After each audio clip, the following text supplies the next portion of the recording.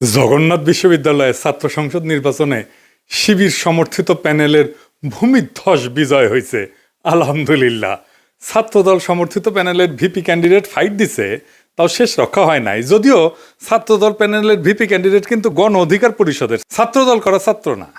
শিবির সমর্থিত প্যানেলের জন্য শুধু না, এটা জগন্নাথ বিশ্ববিদ্যালয়ের জন্য একটা ইতিহাস যে এটা জগন্নাথ বিশ্ববিদ্যালয়ের প্রথম ছাত্র সংসদ নির্বাচন।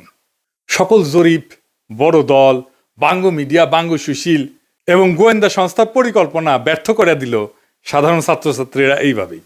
পুরনো আচার ব্যবহার দেখে এই সাধারণ ছাত্রছাত্রীরা তারা ছাত্রলীগের চাইতে কিংবা ছাত্র দলের চাইতে কিংবা অপরাপর সংগঠনগুলির চাইতে তাদেরকে ভালো মনে করেছে, ভোট দিয়েছে। আগামী 1 মাসের মধ্যেই যদি এই সমস্ত ক্যাম্পাসে আবার ভোট হয়, আমি আপনাকে লিখে দিচ্ছি ছাত্র শিবির পাশ করবে না।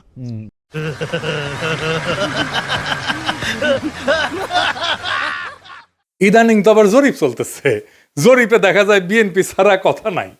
70% লোক নাকি বিএনপিরে ভোট দিবে। এমিনেন্স একটা জরিপ করেছে, ওর মালিক আমার মেডিকেলের 3 বছরের জুনিয়র জাসদ করেছিল। ওর এনজিও হেলথ নিয়ে কাজ করে ওই এমিনেন্স। এখন নতুন ধান্দাবাজিতে নামিছে। শামিম শুনো, 70% লোক বিএনপিরে ভোট দিবি, হদ দিবি, পাশা পাইতে দিলে হোগাত ছাপ্পা দিয়ে দিবি, হ্যাঁ ব্যালটে দিবি পাবলিকে। এই জগন্নাথের ইলেকশন নিয়েও জরিপ করেছিল, কইছিল ছাত্রদল জিতবি। সেটা আবার বাসস, তার মানে বাংলাদেশ সংবাদ সংস্থা ছাপিয়েছিল, মানে সরকারি সংবাদ সংস্থা। এটি মাহবুব মুর্শেদকে চাকরি দিছে আসিফ নজরুল। পুরা আওয়ামী লীগ আমলে আওয়ামী লীগের সাথে সিস্টেম করে চলিছে। মাঝে মাঝে কুরকুরে নিয়ে উঠলে আমার নিয়ে স্ট্যাটাস মারতো। এটা আছে না, সুশীল গেরে একটা কুরকুরে নিয়ে আছে, পিনাকিরে নিয়ে স্ট্যাটাস মারে, আসলে আওয়ামী লীগ। কিন্তু মাঝে মাঝে আবার ভাব দেখায় আমি আওয়ামী লীগ না। ওরে নিয়ে এমডি বানাইছে বাসসের। মানে বাসসের এমডি হবে সাংবাদিকতার সিনিয়র সাংবাদিক, তা না ওক নিয়ে বসেছে। এইভাবে আসিফ নজরুল বহুত বালসালরা চাকরি দিছে। এখন সব কয়টা বিএনপির সার্ভিস দিতেছে, এইভাবে সার্ভিস দিতেছে।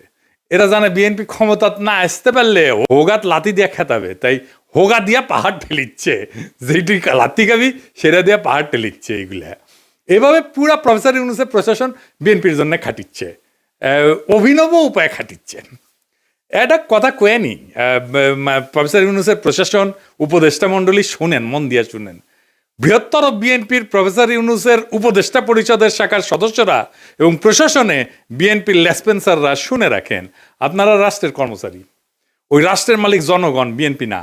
মাথায় রাখেন, একদিন না একদিন জনগণের সরকার আসবে ক্ষমতাত, সেদিন কিন্তু কোনো ছাড় পাবেন না। সেই সরকার প্রফেসর ইউনূসের সরকারের মতো ধ্বজভঙ্গ সরকার হবে না। সেই সরকার হবে জুলাইয়ের আগুনে উদ্দীপ্ত সরকার। হোগার চামড়া কিন্তু তুলে নেওয়া হবে, মাইন্ডি পলাহে পারবেন না। রাষ্ট্রের কর্মচারী হিসেবে নিরপেক্ষ থাকবেন, সামান্যতম পক্ষপাতিত্ব করবেন তো সেইটার কাফফারা দিতে হবে, মাপ নাই। সেই কাফফারা ভয়ঙ্কর হবে, সরি কওয়ার কলের টাইম পাবেন না। এবার আসেন আমরা দেখি কেন ছাত্রদল এভাবে হারিচ্ছে আর নাম হয়েছে হারু পাট্টি। হ্যাঁ বুঝে চাও। এই আলাপগুলো আমরা অনেক আগের থেকেই করিচ্ছি। প্রথম কারণ হইতেছে তাদের দীর্ঘদিন ছাত্রদলে কোনো রিক্রুটমেন্ট নাই, নতুন ছাত্র ঢোকেনি। না ঢুকলে দল থেকে আওয়ামী বিরোধী ছাত্র রাজনীতি তো বন্ধ থাকে নাই, তাই না? ওরা কয় যে শিবির আছে কারণ ওরা গুপ্ত রাজনীতি করছে। তা আওয়ামী বিরোধী ছাত্র রাজনীতি কি বন্ধ ছিল? ছাত্রলীগের লুঙ্গির তলে ছিল নাকি শিবির? নূরের দল তাইলে কেমনে তৈরি হইল? নাহিদ আসিফরা কিভাবে তৈরি হইল? ওরা তো গুপ্ত রাজনীতি করে নাই। শিবির প্রকাশ্য রাজনীতি করে নাই, কারণ সে বিপ্লবী রাজনীতি করছে। বিপ্লব মানে এক্সিস্টিং সিস্টেমের রাপসার, এটার ভেঙে ফেলতে হয়। যেই শক্তি প্রকাশ্য সে ইতিমধ্যে রাষ্ট্রীয় নজরদারির ভিতরে থাকে, তাই সে রাপসার করতে পারে না এক্সিস্টিং সিস্টেমকে, বিপ্লবী হইতে পারে না। বিপ্লব মানে অসম লড়াই। এইখানে ট্রান্সপারেন্সি থাকাটা আত্মঘাতী, গোপনীয়তা এখানে নৈতিকতা না, এইখানে স্ট্রাকচারাল নেসেসিটি। বিপ্লবী হইতে হইলে তাকে গোপনে রাজনীতি করতে হবে। এই কাজটা করেছে শিবির, সেই জন্য বিপ্লবী ক্যারেক্টার নিয়ে দাঁড়াইছে। সেই জন্যই তারা এই ভূখণ্ডের ইতিহাসে সবচেয়ে শক্তিশালী ছাত্র সংগঠন হিসেবে উত্থিত হয়েছে। গুপ্ত ছিল, ছাত্রলীগের লুঙ্গির তলে ছিল, এইসব বইলা লাভ হয়েছে কেন? হয় নাই, হবেও না। এইবার দ্বিতীয় ইস্যু, বিএনপির ভুল রাজনীতি। ভুল বলাটা ঠিক না, মানে যেই রাজনীতি করতেছে মুক্তিযুদ্ধের চেতনা মারাইতেছে সেটা আত্মঘাতী হইতেছে। ক্রমাগত তারা মুক্তিযুদ্ধের চেতনা ডুবন্ত নৌকায় চইরা নিজের রাজনৈতিক ভবিষ্যৎকে ধ্বংস করিচ্ছে। মানুষজন এই কথা আওয়ামী লীগ আর বামেদের কাছে শুনিছে, তো এখনো শুনে, তাই না? এতদিন 15 বছর ধরে শুনিছে, মাইক লাগে শুনিছে। তারা এই কথার প্রতিধ্বনি যখন বিএনপির কাছে শুনে, সে তখন মনে করে আরে এটা তো আওয়ামী লীগ, এটাই তো ইন্ডিয়ার বন্ধু। আর সত্যি সত্যি যখন ইন্ডিয়ানদের উচ্ছ্বাস দেখে তারেক রহমানকে নিয়ে, আর তারা প্রকাশ্যেই বলে তারেক রহমান আর বিএনপি তাদের পছন্দের দল, তখন মানুষ দুয়ে দুয়ে স্যার মিলায়। সুবীর ভৌমিকের কথাটা আবার শুনেন, এডিটর সাহেব শুনান। ভারত বাংলাদেশে কোন সরকার চাইবে? খুব সোজা উত্তর আমি তোমায় দিয়ে দিচ্ছি। Awami League is not in election, next best option is BNP, obviously not Jamaat. তারা অলরেডি 50 লাখ লোক নিয়ে জেহার টেয়াদের হুমকি দিচ্ছে, ফলে জামাত অবভিয়াসলি ইন্ডিয়া চাইবে না। অত অনেক কথা, ডিপ্লোম্যাটিক কথা বলে তো লাভ। কানেকশনটা হচ্ছে 71। আমরা একসাথে, আমার সৈন্য এবং মুক্তিযোদ্ধারা রক্ত ঝরিয়েছে, সেই সুবাদে Awami League. This is the historical fact. তো এই জায়গাতে হঠাৎ করে আজকে অন্য কিছু ডাইনামিক্স চলে আসবে, এটা তো আশা করাটাও ভুল। কিন্তু যে গভর্নমেন্ট আসবে তার সাথে ইন্ডিয়াকে তো ডিল করতে হবে। শুনেছেন? এই সুবীর ভৌমিকের কথাটা কাইটে নিয়ে মোবাইলে সেভ করে রাখবেন, আর ভোটার ক্যাম্পেইনে গেলে এটা ভোটারদের শুনেবেন, কাম সারা হয়ে যাবে। ভোটার পাশায় ছাপ দিয়া ভোট দিবে বিএনপিতে। আর তার উপরে যদি দেখে সেই আওয়ামী লীগের অলিগার্ক লবণ কামালদের সাথে তারেক রহমানের হাত মিলায়, তখন পাবলিকে বুঝে যায় এটা সেই আগের বন্দোবস্ত। আমরা হাসিনাকে তাড়াইছি, কিন্তু তার তৈরি বন্দোবস্ত এখনো আছে, আর এই বন্দোবস্তের মালিকানা নিছে বিএনপি। আওয়ামী লীগের এই বন্দোবস্ত, এই শক্তি বিএনপিকে আশ্রয় করে আবার শক্তি নিয়ে ফিরে আসতেছে, যেন আপা চট করে ঢুকে যাইতে পারে। ইউনিভার্সিটিগুলোতে বিএনপির এই অবস্থা হইতো না যদি আমার চাইনিজ বুদ্ধি নিত। সেটা তো বিএনপি শুনবে না, সে শুনবে ভুট্টো সাহেবের কথা। যাই হোক, আমার ক্ষুদ্র ভাতারা কবে আন্নার কাছে দাদা সব স্ট্র্যাটেজি থাকে না, তা থাকে না। তাই স্ট্র্যাটেজি আমি বানাইবার পারি, কয়া দিতেছি, কমো কয়া দি। এখন তো কয়া দিলেও কোনো লাভ করবার পারবি না, কিন্তু কয়া দি যে কেমনে এটা করা যায় গেল নি। আসেন এটা শুনি দেখি, মজা পাবেন কলে।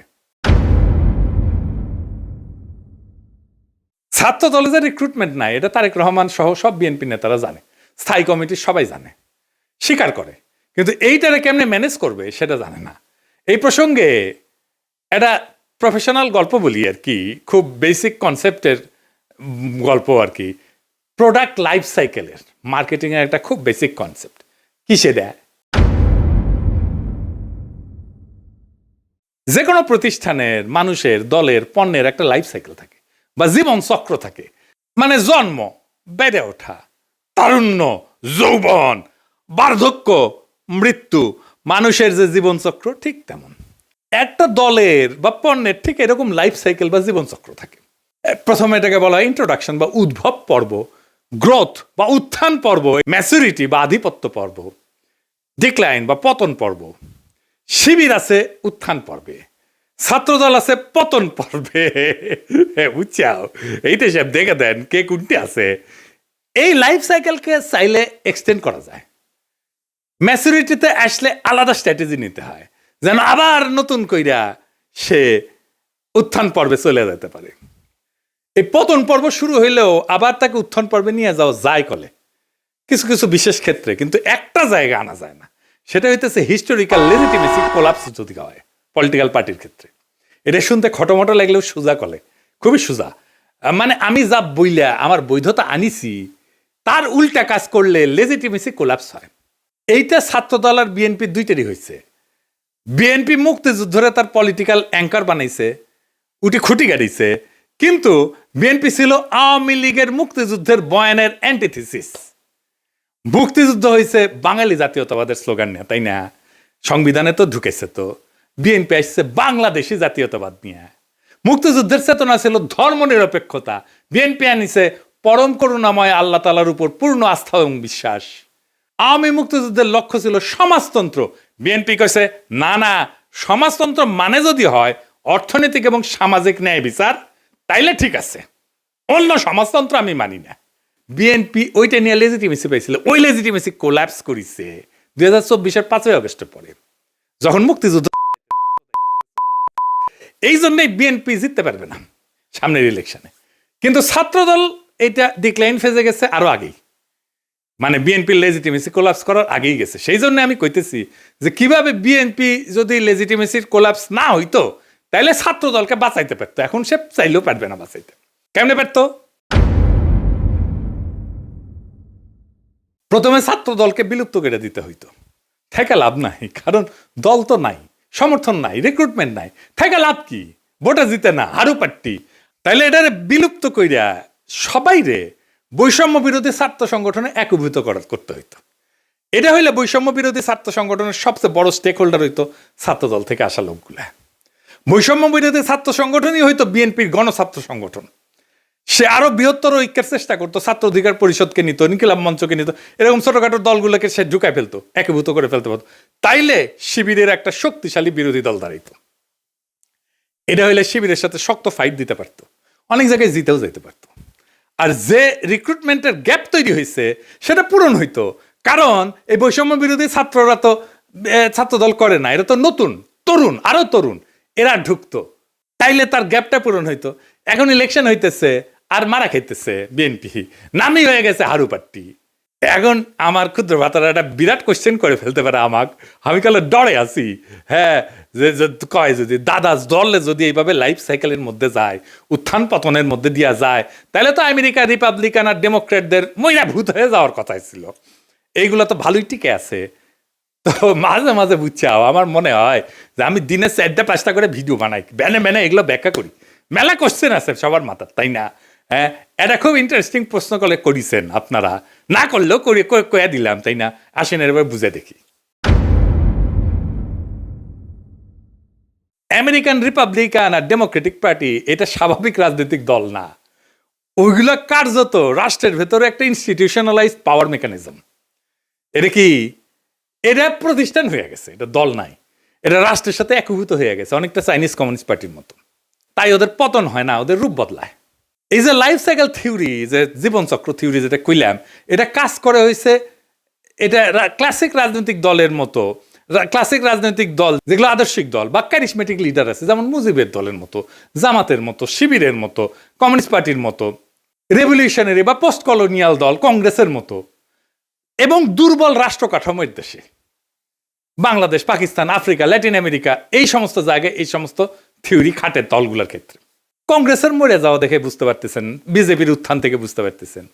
আমেরিকান পার্টিগুলো আলাদা, রিপাবলিকান পার্টি, ডেমোক্রেটিক পার্টি, কোনোটাই কোনো ইডিওলজি না, কিন্তু কোনোটা একজন লিডারের উপরে দাঁড়ানো না, আদর্শিক নেতা নাই, কোনোটা একটা শ্রেণীর একচ্ছত্র প্রতিনিধি না, বরং এরা হইলো একটা নির্বাচনী ঐক্যের একটা ফ্রন্ট।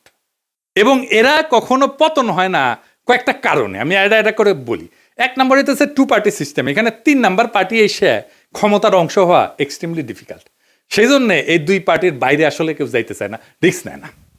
আমেরিকার মানুষ রাগ করলে নতুন দল বানায় না, পুরানো দলের ভিতরে ঢুকে সেটা বদলানোর চেষ্টা করে। এবং আপনি দেখবেন রিপাবলিকান এবং ডেমোক্রেটিক পার্টির দুটেরই বদল হয়েছে ভিতর থেকে মেলাবার, 1-2 বার না। এই কারণে দল ভাঙে না, ভেতরের রূপটা বদলায় যায়। এখানে পার্টি মানে কিন্তু দর্শন আদর্শ না, রিপাবলিকান মানে একটা জিনিস না, কিন্তু একটা পার্টি না। এর মধ্যে রিগানের কনজারভেটিভ পার্টি আছে, বুশের নিউকন আছে, ট্রাম্পের পপুলিস্ট পার্টি আছে, ন্যাশনালিস্ট পার্টি আছে। ডেমোক্রেটিক মানেও এক জিনিস না, ক্লিন্টনের নিও লিবারেল আছে, ওবামার টেকনোক্রেটিক পলিটিক্স আছে, বার্নি স্যান্ডার্সের ডেমোক্রেটিক সোশ্যালিস্ট আছে। তাই ভেতরের আইডিওলজিকে নেতৃত্ব দিচ্ছে, সেই আইডিওলজিটা বদলায়, কিন্তু পার্টি থাকে। আর একটা জিনিস হচ্ছে স্টেট পার্টি, একটা ফিউশন হয়েছে আমেরিকা, পার্টি আর স্টেট একসাথে মিলে গেছে। যেমন ধরুন কংগ্রেস ককাস বলে একটা জিনিস আছে, যেখানে 2 পার্টি একসাথে কাজ করে। স্টেট গভর্নর নেটওয়ার্ক যেটা, সেখানে 2 পার্টি একই সাথে সমান শক্তিশালী, থিঙ্ক ট্যাঙ্ক, তারপরে যে ডোনারদের ক্লাস, মিডিয়ার যে ইকোসিস্টেম, এই সব কিছু মিলে এটা একটা সংগঠন না, এটা একটা পাওয়ার ইনফ্রাস্ট্রাকচার হয়েছে। আমেরিকান এলিটদের যে কনফ্লিক্ট, এইটা ম্যানেজ করা হয় এই 2 পার্টির এই সিস্টেমের মধ্যে দিয়া। এই 2 দল আসলে এলিটদের মধ্যে পাওয়ার শেয়ারিং মেকানিজম, জনগণের যেটা ক্ষোভ এটাকে ইনস্টিটিউশনাল চ্যানেলের মধ্যে ঢুকে দেয়। আর এরা ক্রাইসিসে ভেঙে যায় না, রিব্র্যান্ড করে নিজেদেরকে। যেমন ধরেন ভিয়েতনাম যুদ্ধের পরে ডেমোক্রেটদের রিফর্ম হয়েছিল, সিভিল রাইট মুভমেন্টের পরে রিপাবলিকানরা একটা সাউদার্ন স্ট্র্যাটেজি নিয়েছিল, 2016-তে সেটাতে ট্রাম্পের নতুন তত্ত্ব, এই পপুলিস্ট তত্ত্ব নিছে। তারা ইডিওলজিক্যাল রিসাইক্লিং করে। তার মানে কি ওরা কখনো মরবে না? মরবে, কিন্তু পার্টির নাম মরবে না, ভেতরের আত্মা মরে যাবে। আজকের রিপাবলিকান পার্টি লিঙ্কনের রিপাবলিকান পার্টি না, আইসেনহাওয়ারের রিপাবলিকান পার্টি না, আজকের Democratic Party John F Kennedy Democratic Party না, বা ফ্র্যাঙ্কলিন রুজভেল্টের ডেমোক্রেটিক পার্টি না, কিন্তু লেভেলটা টিকে থাকে দলের, কারণ লেভেলটাই পাওয়ারের টিকিট। বাংলাদেশের দল মানে রাজনীতি, আমেরিকায় দল মানে রাষ্ট্র পরিচালনার সফটওয়্যার। সফটওয়্যার তো আপডেট হয়, ডিলিট হয় না, ইনকাই আর কি, সেই জন্য এগুলা ডিক্লাইন হয় না। তো জগন্নাথ বিশ্ববিদ্যালয়ের নতুন ছাত্র সংসদকে অভিনন্দন। এই বিজয় কোনো দলের কিন্তু একক বিজয় না, এটা সাধারণ ছাত্রছাত্রীদের বুদ্ধিবৃত্তিক বিদ্রোহের ফল। আপনাদের সামনে কাজ অনেক। আপনাদের ক্যাম্পাসে এখনো পর্যাপ্ত ক্লাসরুম নাই, পর্যাপ্ত টয়লেট নাই, বিশেষ করে নারীদের টয়লেট নাই, স্যানিটেশন সংকট আছে, আবাসন নাই, ক্যান্টিন নাই। এই সমস্যাগুলো আজও সমাধান হয়নি, কারণ এগুলো কখনোই রাষ্ট্রের কাছে অপরিহার্য সংকট হয়ে ওঠেনি। এখন দায়িত্ব আপনাদের এই সংকটগুলোকে দাবি থেকে প্রয়োজন, প্রয়োজন থেকে অনিবার্যতায় রূপান্তর করার। রাষ্ট্র সাধারণত তখনই নৈরাচরে বসে যখন বোঝে এই সমস্যার সমাধান না হলে স্বাভাবিক শাসন চলবে না। আমি বিশ্বাস করি ঐতিহাসিক ছাত্র সংসদ যদি সংগঠিত, ধারাবাহিক এবং নৈতিক চাপ তৈরি করতে পারে, তাইলে এই ক্যাম্পাসের বাস্তবতা বদলাইতে বাধ্য হবে। আর একটা কথা পরিষ্কার করিয়া বলি, প্রফেসর ইউনূসের সরকার এবং প্রশাসনকে রাষ্ট্রের কর্মচারীরা কারো দলীয় সম্পদ না। রাষ্ট্রের মালিক জনগণ। সময় বদলায়, সরকার বদলায়, কিন্তু দায় থেকে কেউ কিন্তু মুক্ত হয় না। আজ যারা সিদ্ধান্ত নিচ্ছেন যে আপনারা বিএনপির ক্ষমতায় আনবেন এবং বিএনপির লেসপেন্সারি করবেন, আপনাদের মনে রাখা উচিত ইতিহাস কখনো হঠাৎ বিচার করে না, কিন্তু একদিন ঠিকই হিসাব খুঁড়ে নেয়। আর এই ছাত্র সংসদের কাছে আমার প্রত্যাশা একটাই, আপনারা ভবিষ্যতের জন্য রাজনীতি তৈরি করবেন। এই ক্যাম্পাসের ভাষা যদি বদলায়, তাহলে দেশ বদলাতে তো সময় লাগবে না। আশা করি আগামী ফেব্রুয়ারিতে আমাদের বন্ধুসুলভ সরকার আসলে আপনাদের যতগুলো সমস্যার কথা বললাম, এই সমস্যাগুলোর সমাধানের জন্য আমি ব্যক্তিগতভাবে আপনাদের সাথে থাকব। ফেব্রুয়ারিতে আমাদের ফ্রেন্ডলি সরকারি ক্ষমতায় আসতেছে ইনশাল্লাহ। চান্দাবাজ, ধান্দাবাজ, লুটেরা, ইন্ডিয়ার নব্য লেসপেন্সারেরা ক্ষমতায় আসবে না। আমি যে এপিসোডের পরে ইনকিলাব বলি, ওইটা কিন্তু শুধু স্লোগান না। ইনকিলাব মানে বদল, ইনকিলাব মানে বিপ্লব, ইনকিলাব মানে ভেঙ্গা চুইরা নতুন ভাবে গড়ে তোলা, ইনকিলাব মানে দেশ এবং জাতির জন্য অপরিহার্য হইয়া ওঠা। ইনকিলাব জিন্দাবাদ।